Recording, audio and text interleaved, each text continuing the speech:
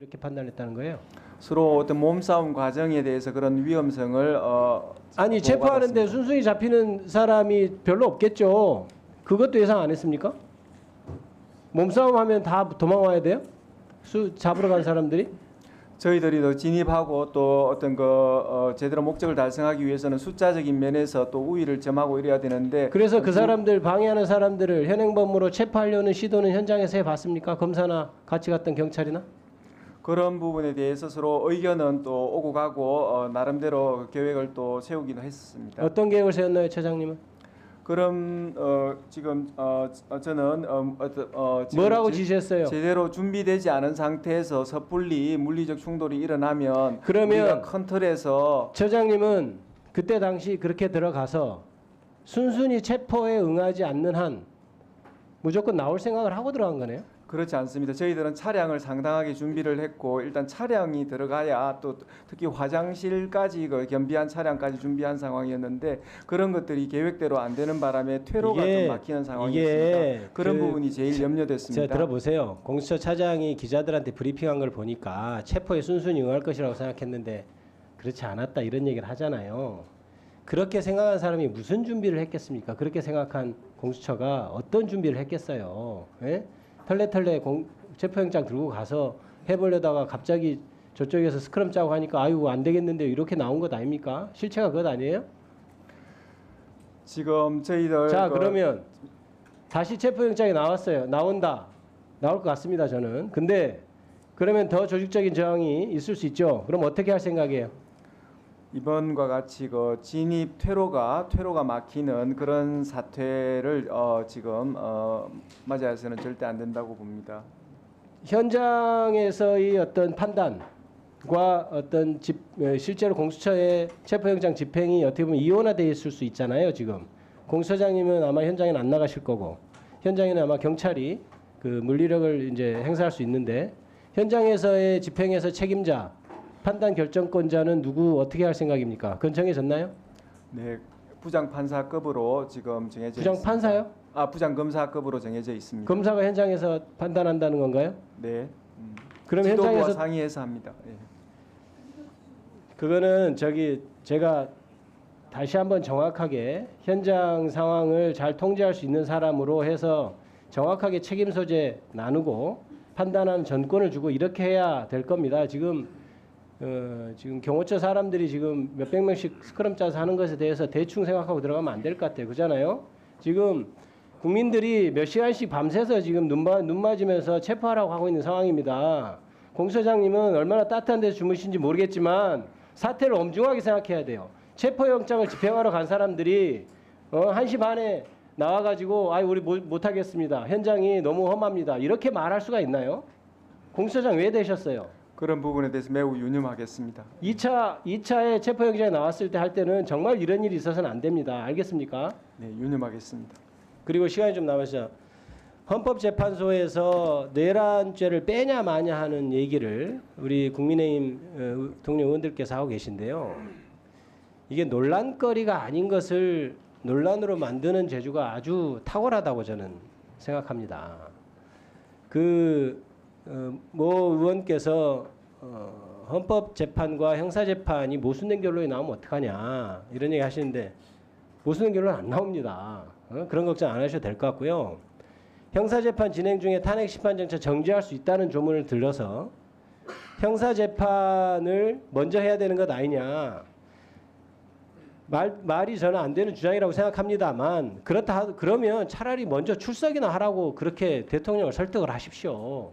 체포영장을 집행하러 갔는데 체포영장에도 응하지 않는 그 대통령을 두고 형사재판부터 먼저 해야 된다는 주장이 가당키는 하겠습니까? 그러면 안 된다고 생각합니다. 그리고 국민의힘 의원들도 찬성해서 탄핵안이 가결됐어요. 그리고 지금 현재 헌법재판소에서 탄핵안은 국회 대 피청구인 윤석열 이렇게 돼 있는 사안입니다. 그리고 소추위원장이 지금 소추위원이 법사위원장이시고 그 법사위원회에서 지금 이게 탄핵안이 마치 기각되기를 원하는 듯한 것을 하는 것은 굉장히 자기 모순입니다. 차라리 다른 데 가서 기자회견을 하십시오. 의견이 다르면. 법사위원회에서 그런 자기 모순적인 어떤 발언이나 주장을 하는 것은 대단히 부적절하다고 생각합니다. 제가 시간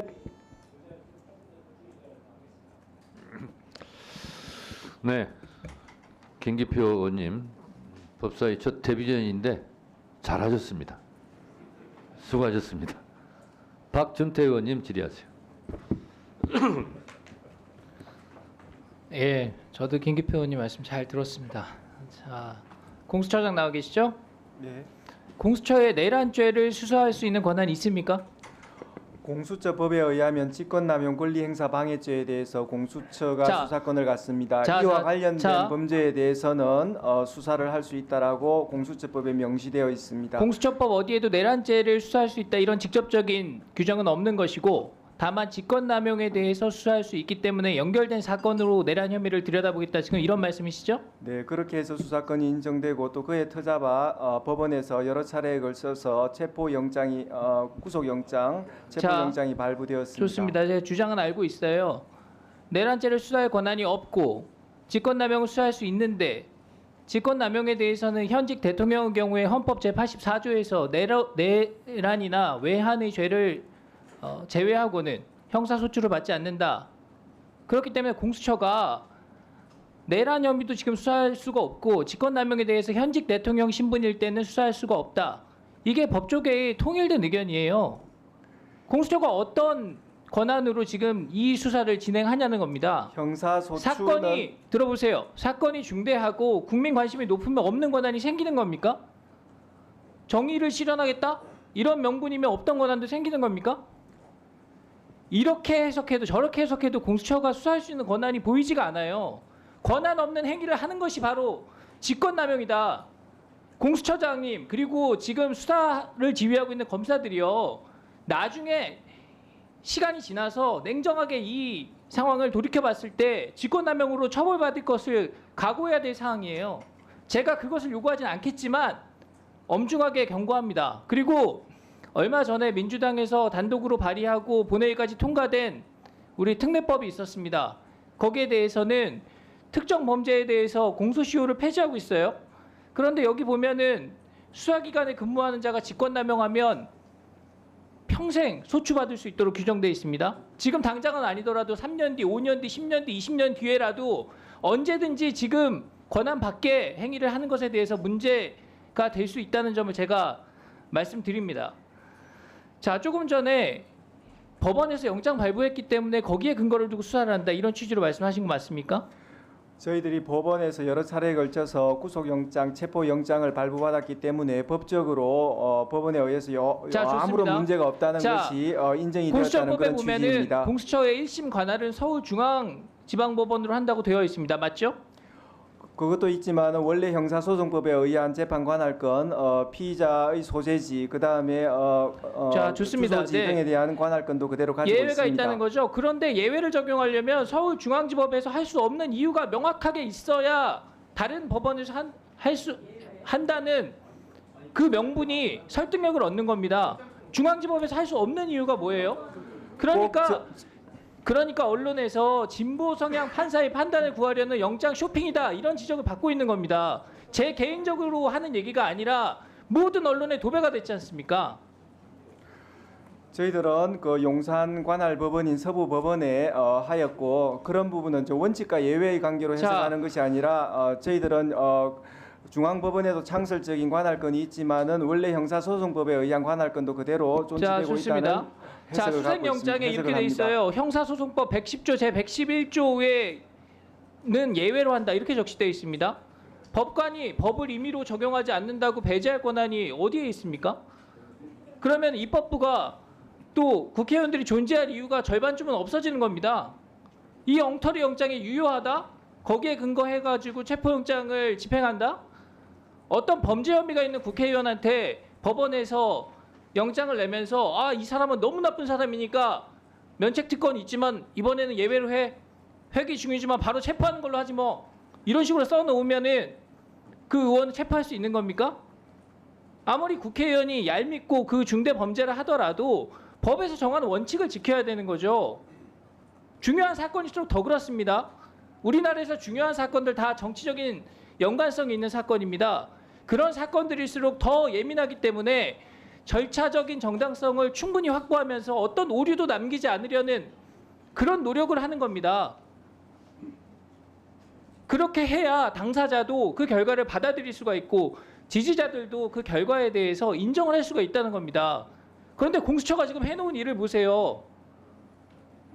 권한 없는 일을 해가지고 이렇게까지 일을 크게 벌이면서 그 수사 상황을 지휘하고 통제할 만한 지금 관리 능력을 전혀 보여주지 못하고 있지 않습니까? 그러니까 법적으로 명확하게 근거가 있는 경찰의 수사를 재이첩하라는 요구를 하는 겁니다.